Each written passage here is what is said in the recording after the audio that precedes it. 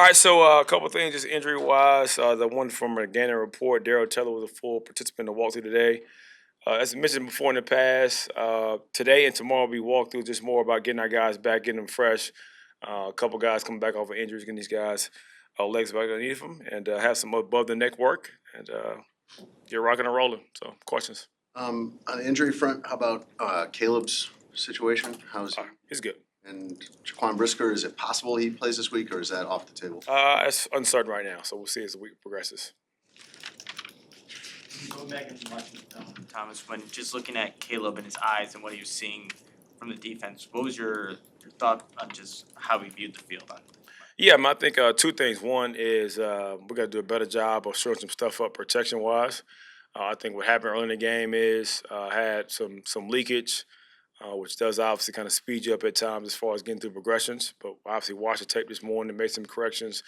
Talked about just slowing yourself down as far as from a read standpoint, but also understand how to get off of things a little bit quicker to be able to get some voids in the zones. But overall it was positive. Thomas, you said the other night when you're talking about making adjustments and looking at the call sheet about being in max protection maybe more. Is that a scenario where you don't want to have to live in max protection, but sometimes it might be your best option if the protection just isn't there with the O-line? Yeah, I think you got to pick and choose your spots. So the issue when it comes to max protection, you get less guys out on the routes. So unless you have true man coverage, it becomes difficult to get guys open. Obviously, have an opportunity to be able to hold on to the ball more times. But I think it's more about trying to find the times in the game, whether it be third and long, situational calls, could be 2 minutes to kind of deploy some of those 7-man protections. What is the correlation with Caleb maybe not having or needing better protection and not identifying open receivers at times? Is that because of that? Is that causal? I don't know if I fully understand the question. Just like I don't know if it's a regular basis that he's not finding open receivers on the field. So I don't know if that's the issue. Obviously, you got to do a really good job for protecting the quarterback. But obviously, I think from a thought process of me being able to find more ways to get the ball out of his hands faster from a play call standpoint can help out with that. But as far as not finding open guys, I don't really find that as an issue I've seen on tape. What's been your evaluation of his accuracy Lately? I would say good overall. Can still be better. I think some couple missed opportunities here and there. I think it comes sometimes when moving in the pocket, having subtle pocket movements, getting your feet set. But I would say overall it's been good. Keenan had the stop and go or out and up into the end zone. Double move, yep. Yeah, the double move into the end zone. Is that one of those where? That's one of them that we wish we had back. That was a really good, play call against that from a coverage standpoint. Rome did a really good job in the middle of the field holding post safety. And then, Keenan does what Keenan does when he's on the outside one-on-one. So, but that's one opportunity which we had back for sure. From a technical standpoint, is there anything Caleb needed to do different, or he just need to make the throw? Well, again, one thing, it was a little pressure on the left side, so I had to kind of rush up in the pocket, but thinking more of the subtle pocket movements, work up in the pocket as well. I'm going to fine you for that. But working in the pocket, get his feet set, get a shot to the end zone. But Question for you, as far as coaching Caleb when he's under duress quite a bit because of the protection, how are you coaching him to prevent him falling into bad habits and having that become just kind of woven into how he plays the game now? yeah, I don't think all the issues as far as his pocket movement is always correlated with protection issues. I think some of it comes with being able to try to do too much at times. I think from a standpoint of extending plays, there's a time and place to be able to have some off-schedule throws, but also be able to be patient, go through progressions. So I think it's kind of a balance of both.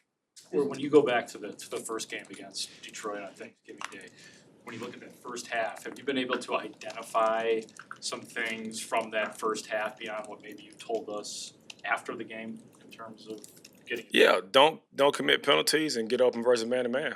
That's all the problem. That was kind of the biggest issue I think as far as efficiency on first and second down. I think we moved the ball well at those times, had some runs, play action pass, ball out plays, a couple of screens mixed into it. But the issues came with a couple of penalties on third down. Also, us being able to win versus sticky man coverage. Thomas, we've seen with Caleb, we've talked to him about the accumulation effect of the sacks, like whether it was his past game or even I remember asking him about it earlier this season. And he'll repeatedly say, "It's not a mental thing. I'm not worried about it taking a toll on me mentally, but the physical part." is something he has to guard against. I get that, but we've seen this happen here before where a guy will start seeing ghost from getting hit too much. As a coach, how do you have to guard against that, knowing he's going to try to be a competitor, try to work through the hits, try to avoid them, but putting him in situations where that accumulation effect doesn't derail his progress that he's made? Yeah, so good question. I would say one, every player is different, so I'm not sure exactly who you're referring to in the past. You don't have to tell me, but I do believe him when he says that. He doesn't see ghosts. But I think when it comes to how you design plays, but also alleviating stress off the quarterback position, which first off starts with the run game, mixing in what we did last game against Minnesota, some screens to get the ball out of his hands a little bit faster, and also picking and choosing the spots when I want to end up being aggressive to push the ball down the field further so he had less opportunities to rush the quarterback and get some of those issues kind of occur throughout the game. Do you worry about that, like the accumulation effect of the coach? Maybe the player's going to have a different answer. Not with him, I don't. Thomas, on the throw to Rome where Caleb draws the defense offside, what impresses you about that play? Well, I think the evolution of cadence. So I think even on the road, being able to mix in silent cadence, which is a big part of getting defenders off cue, as we talk about the rush and affecting the quarterback. Obviously, cadence plays a big part in it. I think understanding of how to use cadence as a weapon to mix and match it in between downs and when it's most appropriate. Also being able to have guys on the same page as far as seeing the ball being snapped, the line moving at the right time to still protect the quarterback, but also have an opportunity to get a play down the field for the explosive. Thomas, with Jalen Johnson, we asked you about it after the game about him not having the captaincy on his jersey. Is that as you thought it was at the time, that it was just an? Yeah, 1,000%. There's been no communication about him not being a captain or issues with that. So I just wanted to clarify. It's been an interesting year for him. There's been a lot of really high emotions. Yeah. And emotional moments away from the game and things like that in the locker room. Where do you think he's at right now mentally? I think they're in a great spot. As far as just overall mentally, I think all of us are frustrated because obviously the result is not what we want it to be. So I'm not gonna act like guys are just peachy with what's going on because they shouldn't be, and neither am I. But I think as far as some of the things that transpired that got out publicly, to me that's more of an issue of things that transpired before in our locker room. Because guys express emotion all the time. I want them to have expression. But the fact that the outside world has access to private information is a problem to me. That's the biggest thing.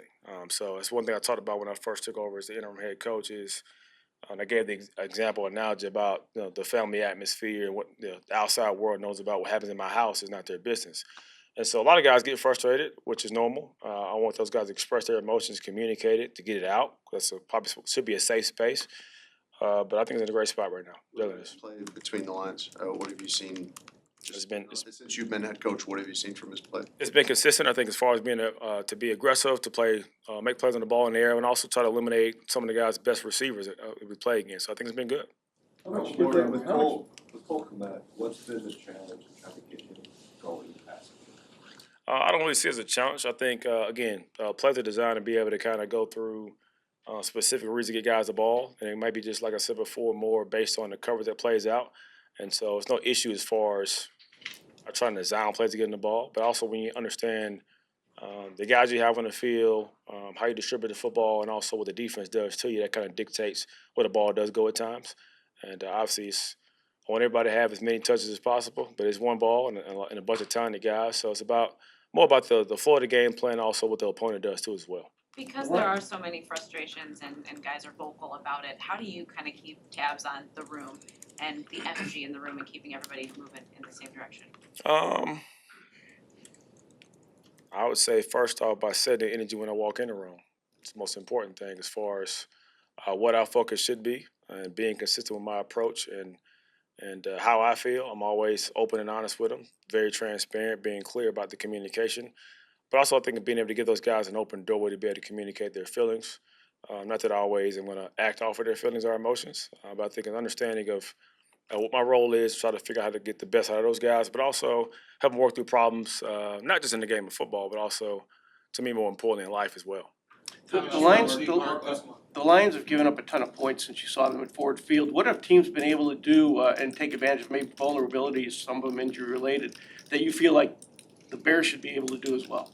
Well, I think what you said about injuries is going to play a big part of it. Obviously, when you have guys that go down at the rate they had go down, that has an effect on how guys play and produce. But again, they're an aggressive group. They do play a lot of man coverage. So some of those plays have been come off of guys getting beat one-on-one. Also, some of those points have come off of